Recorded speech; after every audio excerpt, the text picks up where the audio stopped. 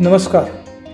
आज ज्या विषयावर आपण बोलणार आहोत तो आहे लहान मुलांचे आजार आणि त्यासाठी आपल्याला नैसर्गिकरित्या काय करता येईल. मुळात आजकाल आपल्याला असं दिसतंय की लहान मुलांमध्ये बऱ्याच प्रकारचे आजार बळावताना आपल्याला दिसत आहेत. म्हणजे अगदी साधं सर्दी, खोकला, पडसं ह्यापासून ते त्वचेचे आजार आणि इतर काही आजारसुद्धा आपल्याला लहान मुलांमध्ये खूप प्रमाणात वाढताना दिसत आहेत. आता पहिलं म्हणजे आपण ह्याच्या मागची कारणं काय आहेत ते समजून घेऊया आणि हे कुठले आजार आहेत आणि त्यासाठी आपल्याला नैसर्गिकरित्या काय करता येईल. मुळात मी मगाशी म्हणलं तसं वारंवार होणारी सर्दी, खोकला, पडसं, त्याच्यानंतर उद्भवणारा दमा किंवा चेस्ट कंजेशन अशा प्रकारच्या तक्रारी खूप मुलांमध्ये आपल्याला दिसत आहेत. तसंच त्वचा रोगाचं प्रमाणसुद्धा मुलांमध्ये खूप प्रमाणात वाढलं आहे. आणि तिसरी मोठी समस्या म्हणजे रेस्टलेसनेस किंवा अतिचंचलता ह्यासारख्या गोष्टी पण आपल्याला या सगळ्या मुलांमध्ये दिसत आहेत. आता या सगळ्या मागचं कारण काय आहे तर मुळात काय आहे की आपल्या सगळ्यांच्याच खाण्यापिण्याच्या सवयी फार बदलल्या आहेत आणि आपल्या आहारामध्ये पोषक आहाराचा अभाव किंवा जंक फूडचं प्रमाण जास्ती वाढल्यामुळे आणि त्याचबरोबर हवेमध्ये प्रदूषण आहे किंवा जे काही आपल्या रोजच्या जीवनात आपल्याला जो स्ट्रेस आहे, धकाधकीचं जीवन आहे, त्यामुळे आपल्याला व्यायाम करायला वेळ नाही. या सगळ्यामुळे येणारा स्ट्रेस, कॉम्पिटिशन या सगळ्याचाच परिणाम म्हणजे आपली प्रतिकारशक्ती कमी होत चालली आहे आणि हे लहान मुलांमध्ये सुद्धा आपल्याला दिसतंय.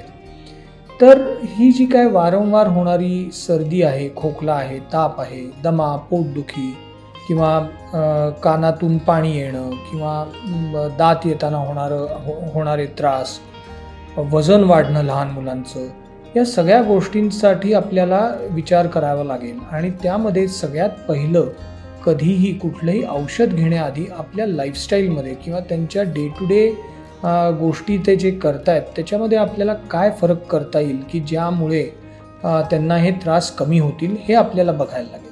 तर अर्थातच पोषक आहार, नियमित व्यायाम हे सगळं आपल्याला या लहान मुलांकडनं करून घ्यायला लागेल. त्याचबरोबर त्यांना अतिशय येणारं दडपण म्हणजे शाळेमध्ये कॉम्पिटिशन, तू पहिलाच आला पाहिजेस, तुला एवढे मार्क मिळाले पाहिजेत वगैरे ह्या सगळ्या गोष्टींमुळे जो त्यांना स्ट्रेस येतो त्याच्यावर सुद्धा आपल्याला खूप काम करणं आवश्यक आहे. कारण जेवढा स्ट्रेस वाढेल तेवढी त्यांची इम्युनिटी किंवा प्रतिकारशक्ती ही कमी होत जाणार आहे.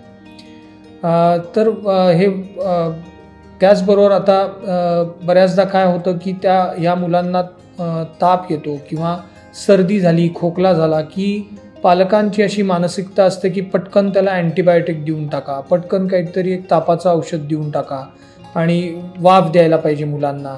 तर असं न करता या मागचं कारण आपण शोधून त्याला नेमकं हे वारंवार होतंय त्याच्यामागे काय कारण आहे की त्याच्या आहारामध्ये काही प्रॉब्लेम आहे किंवा त्याची खरंच प्रतिकारशक्ती कमी झाली आहे, त्याच्या अंगात रक्ताचं प्रमाण कमी आहे का, या सगळ्या गोष्टींचा विचार करून आपल्याला योग्य ते औषध निवडायला पाहिजे.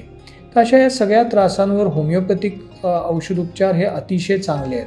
कारण सगळ्यात महत्त्वाचं म्हणजे होमिओपॅथिक औषधं जी आहेत ती ज्या पद्धतीने तयार केली जातात, ज्या घटकांपासून तयार केली जातात ते अतिशय नैसर्गिक आहेत आणि ही औषधं घेताना कुठल्याही प्रकारचे साईड इफेक्ट्स मुलांवर होत नाहीत. ही औषधं अतिशय सोप्या पद्धतीने आपल्याला लहान मुलांना देता येतात आणि त्यांना खूप आवडतातही. जी बाकीची औषधं आपण बघतो त्याच्यामध्ये गोळ्या असतील किंवा सिरप असेल ते कडू असलं, अँटीबायोटिक्स असतात ती कडू असतात, त्यांनी बाकीचेही त्रास होऊ शकतात. तर अशा प्रकारची औषधं घ्यायला किंवा एखाद्या डॉक्टरकडे आपण जेव्हा आपल्या मुलाला किंवा मुलीला घेऊन जातो सगळ्यात महत्त्वाची भीती त्यांना अशी असते की डॉक्टर मला इंजेक्शन देणार आहे. तर होमिओपॅथीमध्ये मुळात आम्ही कुठलंही इंजेक्शन कधी देत नाही आणि ही औषधं घ्यायला अतिशय सोपी आहेत, त्याचे काही साईड इफेक्ट्स नाही आहेत. तर हे मी म्हणलं तसं की तुम्ही हे सर्दी, खोकला, पडसं, दमा या सगळ्या गोष्टींसाठी किंवा त्वचा रोग ह्याच्यासाठी तर देऊ शकताच. पण त्याचबरोबर आपण बघतोय की कित्येकदा मुलं खूप हट्टी असतात, ती सारखी किरकिर करतात, नंतर अतिचंचल असतात, अस्थिर असतात, त्यांना भीती वाटत असते. अशा मुलांना एकाग्रतेचा प्रॉब्लेम होतो.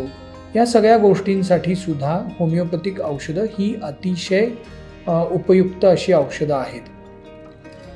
नंतर अगदी लहान मुलं जी असतात, जी काही बोलू शकत नाहीत, तर अशा मुलांमध्ये सुद्धा आम्ही त्यांचं ऑब्झर्वेशन किंवा आईच्याकडून जी मिळणारी माहिती आहे किंवा आईची गर्भावस्थेतली माहिती किंवा तिचं मानसिक जे इमोशनल इश्यूज प्रेग्नन्सीमधले, ह्या सगळ्याचा विचार करून आम्ही त्या अशा बाळांना सुद्धा औषधं देऊ शकतो.